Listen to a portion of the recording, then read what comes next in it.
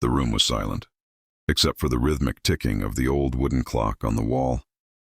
Every tick sounded louder than the last, echoing through the stillness, like a heartbeat of a house that had forgotten how to breathe. Elena sat in the corner, wrapped in a shawl that smelled faintly of lavender and old prayers. Her eyes, rimmed with salt and red, were fixed on the small crib in the center of the room. Empty, motionless, cradle of silence. It had been 38 days since her daughter Abigail had died. She hadn't spoken much since, only to whisper the name into the coldness of her pillow or into the wind that touched the trees outside the house they once called home. The pain wasn't just grief, it was a kind of holy devastation, like God himself had reached inside her chest and torn out the sun, and now everything was dark, and cold, and endless. People from church brought flowers, words, Bibles. God gives and God takes away. She's in a better place. You must be strong. Strong. The word had lost all meaning. She was not strong. She was broken. And if there was a God in heaven, he had turned his face from her. It was on the 39th morning that Elena decided she needed to leave.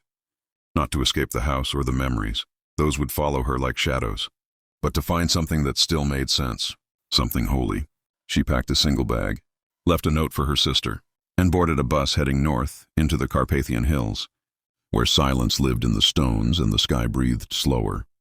She arrived at a small convent nestled deep in the pine forests. It was old, older than memory, and the nuns there had taken vows of silence and stillness. They prayed barefoot, sang in the morning, and tended to gardens in the afternoon. They made their own bread and rarely asked questions. Sister Magdalena, the only one who spoke, welcomed Elena with a simple, "You are here. God is already working." Elena wanted to scream, "If God is working, why did he take my baby?" But she said nothing. She only nodded. Weeks passed. Each morning she woke before dawn to the sound of soft bells. She helped in the garden, washed her hands in cold spring water, and kneeled in the chapel, beneath a wooden crucifix that seemed too heavy for the wall. The prayers were unfamiliar, but she began whispering her own. "God, if you hear me, take this pain, please, or tell me why."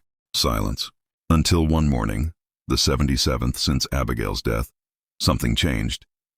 She was alone in the chapel, scrubbing the stone floor. The air smelled of incense and cedar.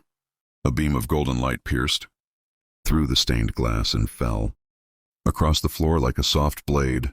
Elena paused, looked up, and for a moment, just a breath, she felt a warmth in her chest. Not physical, not emotional, but eternal. It wasn't a word. It wasn't even a thought. It was just presence. And with that presence came a single tear, then another, then an unstoppable flood. She collapsed forward onto the cold stone, sobbing not with despair but with surrender. "I don't understand you," she whispered through the tears.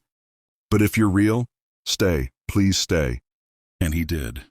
The next days brought something she hadn't known in months. Peace. Not the kind that erases pain, but the kind that holds it with hands of light. One night, as the stars lit the monastery courtyard, Sister Magdalena came to her and offered a simple question. "Will you go with me to the well?" The two walked in silence through the trees to an old stone well covered in moss.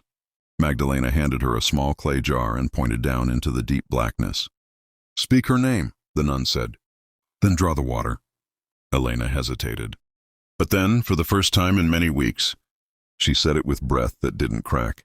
"Abigail." The echo of her daughter's name fell into the well like a prayer with wings. She lowered the jar, drew it up, and when she drank, it was cold and holy and alive. That night, Elena dreamed. She saw her daughter not as a baby, but as a girl, 5 or 6 years old, with wild curls and laughing eyes.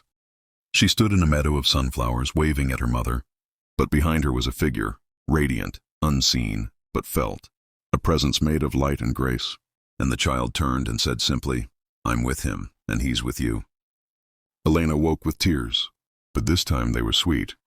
Months passed. The seasons changed. Snow came and covered the monastery like a blessing. And one day, Elena knew it was time to go home. She hugged Sister Magdalena, who whispered her last gift. "You were not abandoned. You were being held." Back in the city, Elena returned to her little house. The cradle was still there, but this time she knelt beside it not in despair, but in love. She began writing letters, to mothers who had lost children, to women who were grieving, to strangers who felt forgotten by God. She wrote of her pain and the silence and the well, and how sometimes God doesn't stop the storm, He joins you in it.